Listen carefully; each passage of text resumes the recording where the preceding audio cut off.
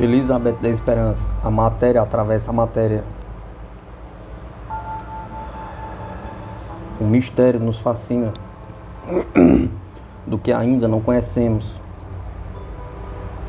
Nós somos como os meninos, atentos e obstinados. As coisas com que há muito já estamos habituados, que nos são familiares, como a mão nos prendemos, ao passo que com a outra nós, as trevas, tateando, vamos firmes, resolutos, à luz do porvir buscando Longfellow.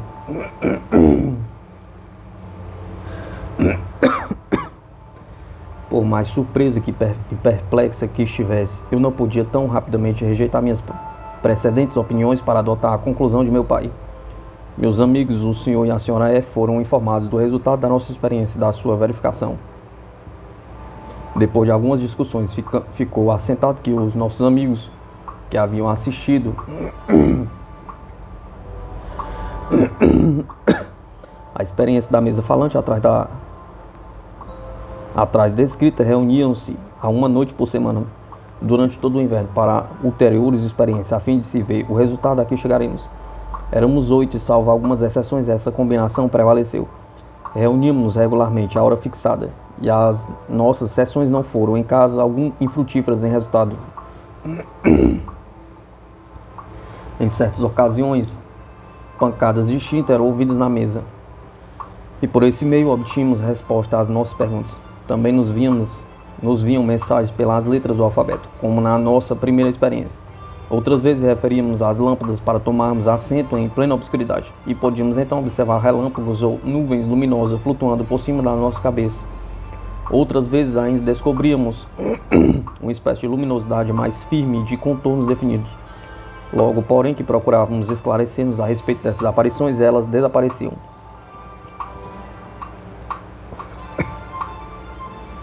Às vezes colocávamos na mesa um pequeno objeto com um anel, um prego ou uma moeda, e pedíamos que esse objeto fosse mudado de lugar por essa inteligência ou poder estranho. Enquanto nossos 8 pares de olhos não cessavam de vigiar. Com esse fim, um par de botões de punho foi colocado na mesa. Nós os observávamos atentamente, porém eles não davam sinal algum de movimento. Afinal, a nossa atenção foi absorvida pelas pancadas e movimentos da mesa. Sempre a mesa lisa. Sempre a mesma mesa lisa de pinho da cozinha. E por alguns momentos deixamos de pensar nos botões. A cadeira formada pelas nossas mãos não foi quebrada e começamos a soletrar o alfabeto para obter alguma mensagem da mesa. Finalmente, reunidas as letras obtidas, achamos as seguintes palavras: procurem os botões. Então notemos que eles já não estavam na mesa. O nosso primeiro pensamento foi o de que, em consequência dos movimentos na mesa, eles tinham caído no chão. E todos os procuramos quando novas pancadas significavam nos fazerem deter, dando-nos o pensamento de que as abotoaduras não mais se achavam na sala, e sim no compartimento vizinho. Não pudemos acreditar nisso, porque a porta da sala em que nos achávamos tinha sido fechada à chave, a fim de impedir qualquer interrupção. Depois disso, ninguém a tinha aberto. Teve então começo uma série de perguntas, cujas respostas, como se dá no muito conhecido jogo de prendas, consistiam nas palavras sim, não. Estão sobre a mesa, uma mesa, não.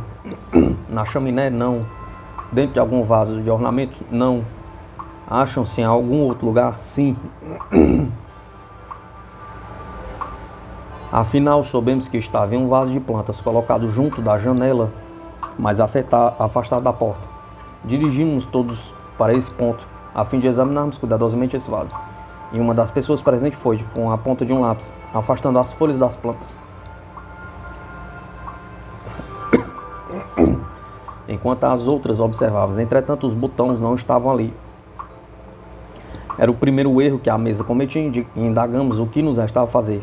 Assentamos de novo, colocando as mãos sobre a mesa como anteriormente. E com solenidade informamos a mesa de que ela havia errado, de que não se achavam os botões no vaso de plantas, de que por serem eles de alto valor desejávamos sem demora conhecer-lhes o paradeiro. Depois de algumas dificuldades para pormos em ordem o nosso trabalho, foi-nos respondido que não tinha havido erro algum e que os botões estavam no lugar já indicado. Mas já examinamos o vaso e não o encontramos. Apenas olhaste para ele, sem examinar o seu conteúdo. Era certo. Ninguém tinha olhado para o interior do vaso, perguntando ainda qual deles devia ser examinado. Dirigindo-nos ao quarto vizinho e tomamos o vaso indicado para examiná-lo. Se não me engano, a planta aí contida era um belo gerânio. A terra não mostrava indício algum de ter sido mexida, conservando-se dura e compacta. Mas removendo-a com dificuldade, vimos brilhar entre as raízes das plantas os belos botões desaparecidos. Como foram eles aí ter... Como os transportaram através da porta fechada com 2 voltas, fazendo-os desaparecer às nossas vistas quando nos achávamos ao redor da mesa? Pergunta. Não nos era possível compreender isso, e mesmo não tendo uma razão, e mesmo não tendo a certeza de haver algum de nós tentado fazê-lo. Tomando para junto da mesa, aí de novo colocamos os botões e nos assentamos. Imediatamente eles desapareceram, e então nos disseram que examinássemos uma caixa japonesa que se achava numa prateleira elevada. Trepando em uma cadeira, um de nós pôde alcançar a caixa, que foi colocada na mesa para ser aberta. Ela estava fechada e foi necessário buscar-se a chave. Finalmente os botões foram descobertos ao lado do bule de prata aí contido. Assentando-nos de novo com os botões diante de nós, sobre a mesa, e pela terceira vez eles desapareceram instantaneamente.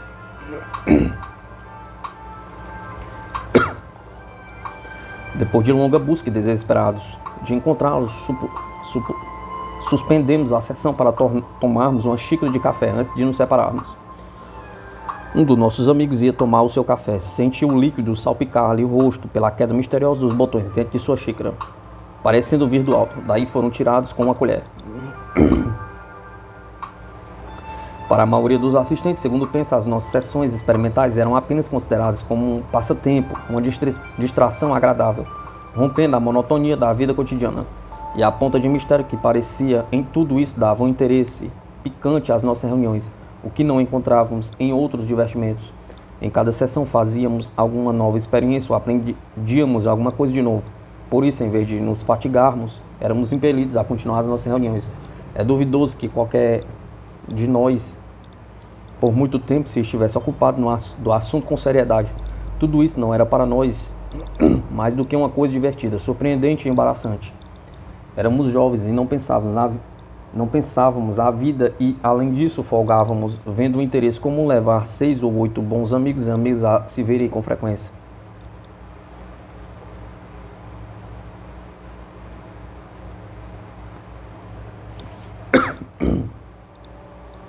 O Sr. F. era o leitor dos nossos círculos e geralmente trazia-nos notícias do movimento espírita, notícias que recebíamos com sentimentos estranhos. No começo estávamos todos mais ou menos dispostos a receber com incredulidade a narração dos fenômenos maravilhosos atribuídos aos espíritos dos amigos desaparecidos. Ideia que me repugnava totalmente. O movimento das mesas e cadeiras, a desaparição de anéis e botões faziam-nos pensar menos em nossos abençoados mortos do que nas proezas dos gaiatos buscando divertir-se. Os nossos mortos, como nos ensinava a nossa fé cristã ortodoxa, estavam muito distante de nós, do mundo que nenhum olho humano pode ainda ver, felizes nas praias benditas do mar de cristal e muito ocupados em cantar louvores ao Criador.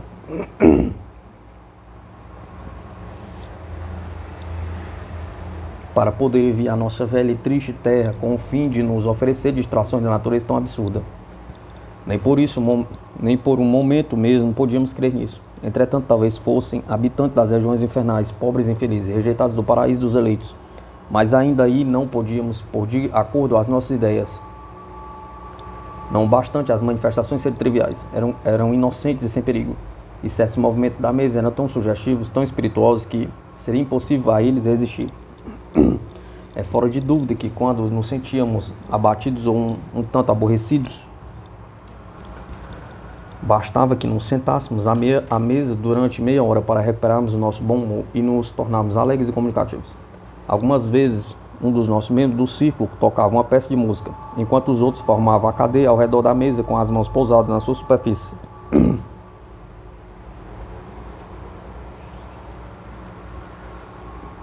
No fim de poucos minutos, o movimento vibratório e ondulatório começava invariavelmente,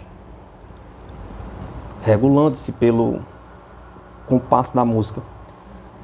Seria ela uma melodia doce e triste, os movimentos tornavam-se igualmente brandos e ritmados. Se era uma árida, animada, os movimentos apresentavam-se rápidos, vivos e decididos. Uma marcha ou um hino nacional parecia excitar-lhes sentimentos correspondentes, se assim me posso exprimir. O hino Yankee Doodle, em particular, produzia efeito maravilhoso e era sempre reservado para o fim, porque os movimentos da mesa tornavam-se então quase desordenados e geralmente éramos forçados a abandonar as nossas cadeiras para acompanhá-la em seu entusiasmo.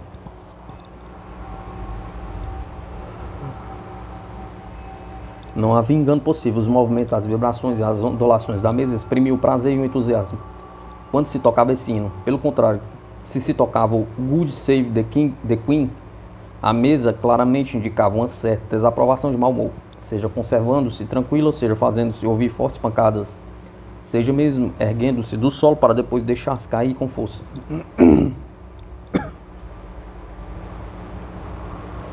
Um salto de certa extensão parecia despertar nela a maior aversão. Por isso gostávamos de fazer tocar pelo nosso músico o mais lentamente que lhe era possível. A mesa então sacudia-se, fazia contorções, voltava-se quase de pés para o ar, variando os seus movimentos por saltos curtos e raivosos, geralmente produzidos na direção do executante, ou por violentas pancadas no chão, que com certeza teria quebrado uma peça menos sólida. Realmente não precisamos de muito tempo para termos a necessidade de mandar consertar essa pesada mesa de cozinha, e isso foi feito várias vezes. Tudo isso era muito divertido e nós alegrávamos enormemente, posto que o meu patriotismo nem sempre se conformasse com a recepção feita ao nosso hino nacional, e que, apesar da pouca importância do caso, desgostava-me algum tanto, principalmente quando, para patentear-nos a sua aversão, a mesa compassava com indolência o Old Hundred. Se a música desse hino era atroz, o assunto era religioso, e o meu coração protestava vendo tratado de maneira tão frívola, ainda que ninguém mais do que eu achasse graça nessa pilhéria. Às vezes cantávamos, e então éramos sempre acompanhados por um movimento compasso ou por pancadas da mesa. Muitos processos foram experimentados para facilitar-se a transmissão das mensagens por meio das pancadas. O alfabeto foi escrito sobre a mesa, e um indicador adaptado a uma espécie de torniquete tinha por fim apontar as letras. Esse sistema, porém, não nos agradou, pois os movimentos eram incertos e as mesas pouco satisfatórias. Além disso, essas mensagens eram sempre recebidas com uma boa dose de ceticismo, por causa da mistificação de que dois dentre nós haviam sido vítimas. Um dia, longa mensagem em francês foi ditada por pancadas e exatamente anotada. Pediam que escrevesse a uma senhora Poulton, ou Poetan, residente nas vizinhanças do Havre, informando-lhe ter se afogado o seu filho João. Deram-nos a data e o lugar em que essa desgraça acontecera. Um dos nossos membros de nosso ciclo procurou escrever a dama com o endereço indicado e transmitiu-lhe a mensagem por uma carta cuidadosamente redigida. Depois ninguém ouviu falar do fato. A carta não foi devolvida, mas isso não prova que tivesse ido às mãos da dama em questão. E ainda que ela tivesse sido entregue a alguma pessoa desse nome, residente no lugar, isso não nos provaria a exatidão do fato. De qualquer modo, nada soubemos nem tivemos notícia alguma da mensagem tão conciosamente obtida.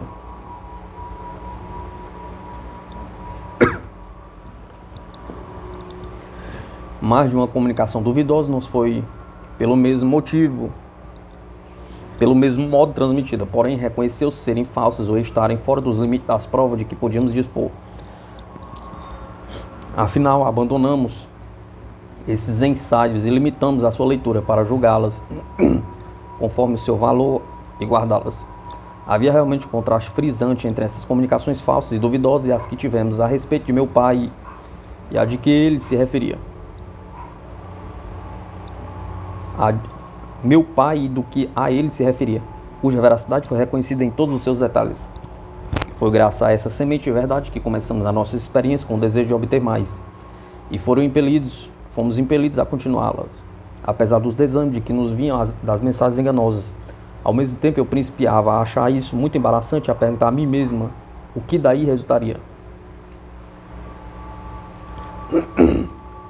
Primeiras experiências de clarividência.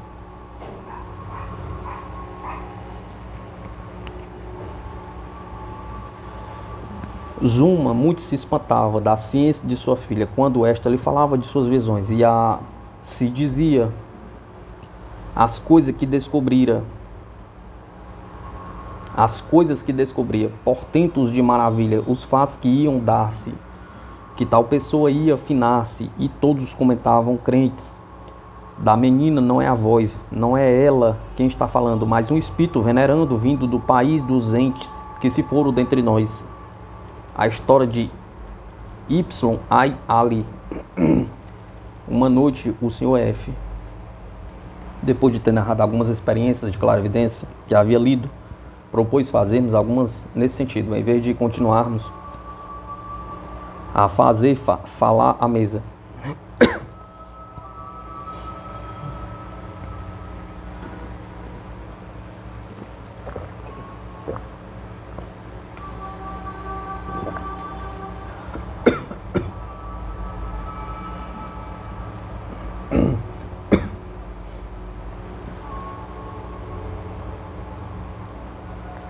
Aceitamos a proposta e, diminuindo a luz da lâmpada, assentamos-nos solenemente ao redor da mesa. A simples claridade da luz do calorífero, mas ninguém viu coisa alguma, a não ser o clarão da chama oscilando sobre as paredes da sala. Afinal, o Sr. F. propôs que um de nós colocasse suas mãos sucessivamente sobre os olhos de cada um dos outros, por 1 ou por 2 minutos, a fim de ver se daí vinha algum auxílio para a produção do fato. Depois, cada um dos outros iria fazendo a mesma experiência. Alguns assim procederam, mas nada se conseguiu até que o Sr. F., colocando-se por trás das cadeiras, pôs suas mãos sobre os olhos fechados de cada um. Muitos declararam que experimentavam uma sensação particular nos seus olhos e na cabeça. Alguns pretendiam ver distintamente ligeiras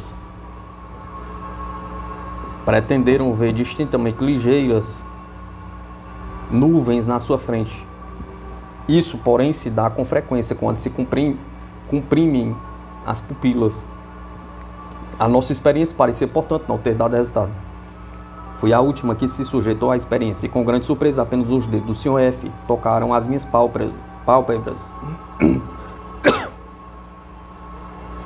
A sala, iluminada pela claridade do fogo, desapareceu para mim e julguei estar ao ar livre, em lugar desconhecido.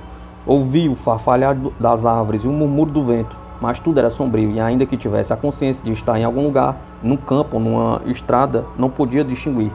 Ao mesmo tempo, sabia que estava assentado em uma cadeira entre meus amigos, na minha própria sala. Mas essa certeza não destruía a sensação de realidade com que essa estranha visão se imprimia em minha mente. Eu sabia que me achava sentado em uma sala pouco clara e o sentido de estar em segurança não me abandonou um só instante. Mas também sabia que a cena que assistia nessa estrada sombria era uma realidade e me interessava profundamente. Imaginei uma pessoa assistindo a uma representação teatral. Ela tem consciência do meio em que se acha, como da própria individualidade, e pode contudo vigiar com interesse em simpatia o espetáculo que se representa no palco.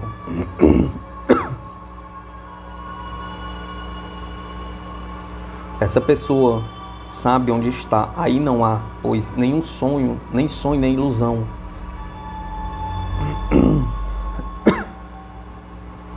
Essa visão impressionou-me os sentidos, como eu poderia fazer uma representação teatral com a diferença em que a considerava imaginária. Enquanto estava ali sozinha na obscuridade, sentindo a impressão de uma atmosfera pesada e úmida e um cheiro particular de terra cozida de capim, vi de repente brilhar uma luz diante de mim. Eu sabia que ela vinha da porta aberta de uma casa que me tinha passado despercebida. Essa luz brilhante saía do interior de uma sala iluminada por uma lâmpada e pelo fogo de um calorífero e derramava-se pela estrada. Assim pude ver por 1 ou 2 minutos essa estrada, a casa e as árvores. Depois apareceram duas figuras no limiar da porta. Eram dois homens, tendo-se fechado a porta por trás deles. Reinou, como anteriormente, a obscuridade impenetrável. Durante esse curto espaço de tempo eu havia notado, até certos limites, o que me rodeava. Conhecia a direção do caminho, de que lado se encontrava a casa. Sabia que um fosse o marginava e que ao longo havia árvores. Apesar da obscuridade, eu podia, ainda que com dificuldade, distinguir as figuras dos dois homens que tinham deixado a casa. Eu seguia sem exatamente compreender o que faziam. Um deles parecia-me embriagado. Caminhava com um passo incerto, gesticulava, falava alto, pelo menos assim me parecia, porque eu não lhe podia ouvir as palavras. O outro, mais alto e mais delgado, caminhava pausadamente e amparava o seu companheiro, tomando-lhe o braço, quando este tropeçava na obscuridade. De repente, o indivíduo mais macho desapareceu. Seu companheiro parou e começou a chamá-lo, sem conseguir uma resposta. Eu o vi caminhar com precaução, como se procurasse o outro na estrada. Eles pareciam indecisos, iam e vinham, olhando para todos os lados. De súbito, pareceu ter tomado uma resolução. Afastou-se rapidamente. Vi-o seguir e entrar por uma porta que se abriu. Pouco depois, várias pessoas saíram dessa casa, trazendo uma lanterna, em companhia daquele que as fora chamar. Eu a segui, mas ninguém me notava. Tomaram o caminho seguido antes pelos dois, examinando com o auxílio da lanterna os recantos da estrada. Então observei o que não tinha visto antes. Em certo ponto, uma outra estrada separava-se da primeira, pela qual eu vira seguir os dois homens. E esta era paralela à outra, mas colocada em um nível mais baixo. Quando o grupo chegou ao ponto onde um homem havia desaparecido, a busca tornou-se mais ativa e eu, à vista do que se procurava, observava com ansiedade. Afinal, um dos exploradores aproximou-se do fosso e, olhando, disse alguma coisa aos seus companheiros, pelo que todos voltaram e refizeram o caminho até a junção das duas estradas. Então, deixando a estrada baixa, foram com a lanterna explorando para os lados da estrada alta. Afinal, descobriram evidentemente um homem que procuravam, deitado ao lado da estrada e parecendo insensível a tudo. Reuniram-se ao redor desse corpo inanimado. O homem alto e delgado, que a princípio mencionei, tentou erguer seu companheiro do solo molhado, enquanto um dos outros levava a lanterna, iluminando o grupo. Pude então pela primeira vez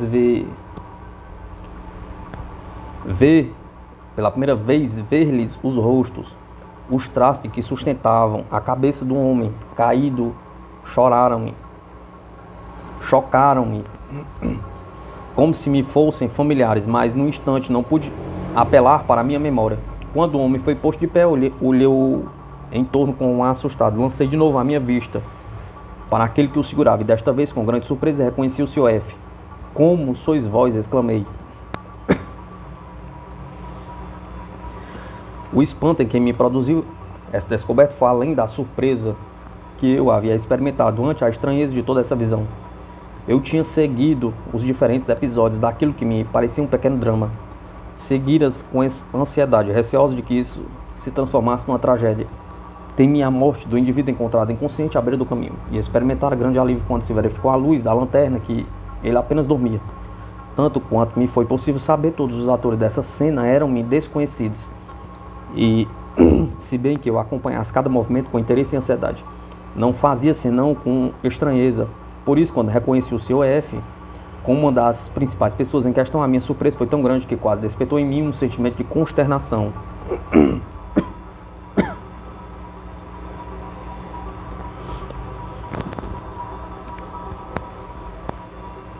Logo que afastei seus dedos de sobre as minhas pálpebras, brandei fixando.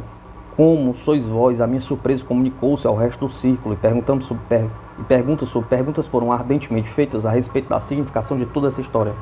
Durante a representação dessa cena, eu havia contado fielmente cada um dos incidentes à medida que eles iam produzindo, e todos tinham mostrado tanto interesse como se eu tivesse tomado parte ativa do drama.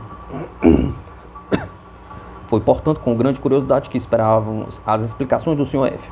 Ele disse-nos reconhecer nisso por completa circunstância de um fato que, cerca de 12 anos antes, se tinha dado com ele e vários amigos seus, tendo passado juntos o dia na caçada de gamos.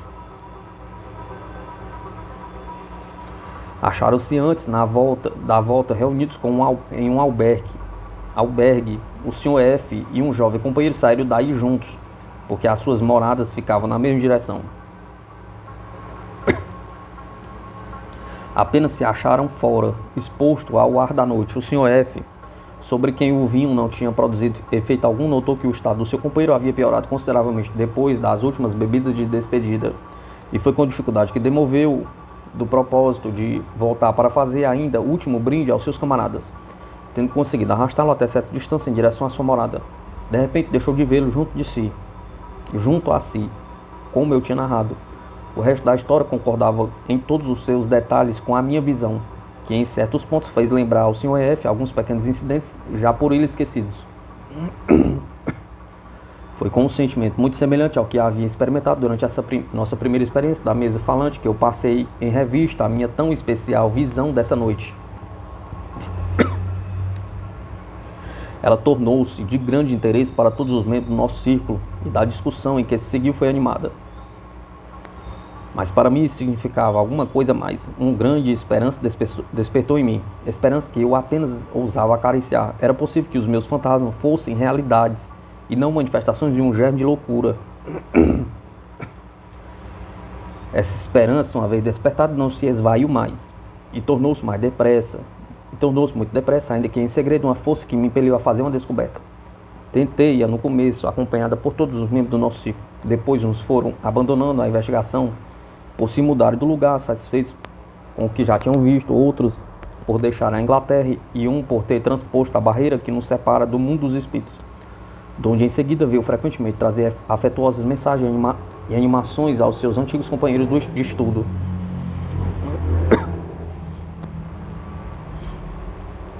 Que lentamente avançavam tateando na obscuridade.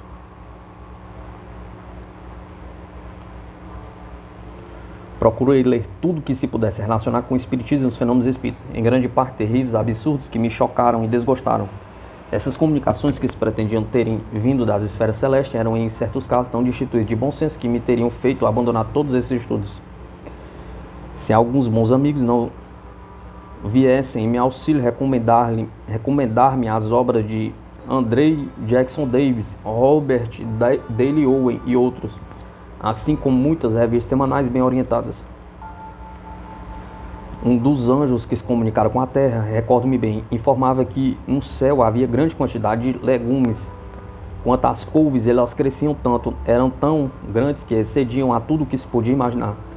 Não me recordo do nome do autor da obra em que li isso. Creio que era Paine ou Pine, e que a obra tinha por título Telegrafia Espírita. Não tornei a ver esse livro. Provavelmente não foi bem acolhido e desapareceu.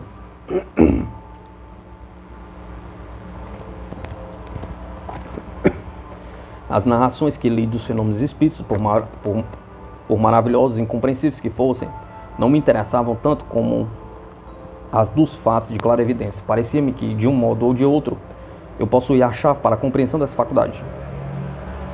E o que eu lia combinava de algum modo com a minha experiência pessoal. Eu não compreendia a visão que tinha dos homens e da estrada sombria, e mesmo dos primeiros dias não pensei na explicação.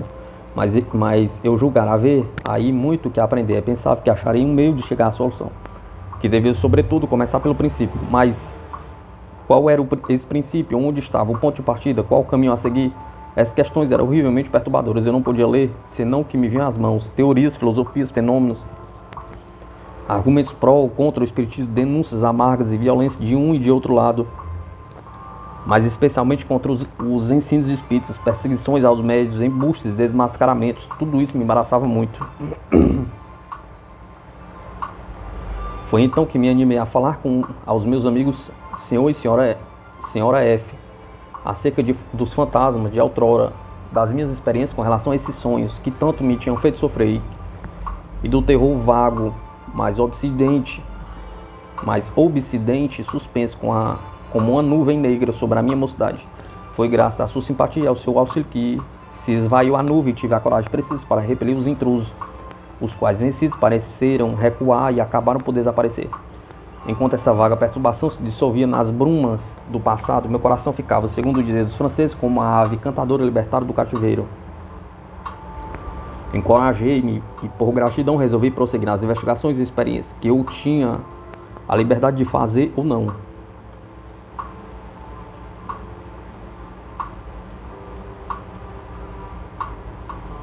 Elizabeth da Esperança, em Paz das Sombras.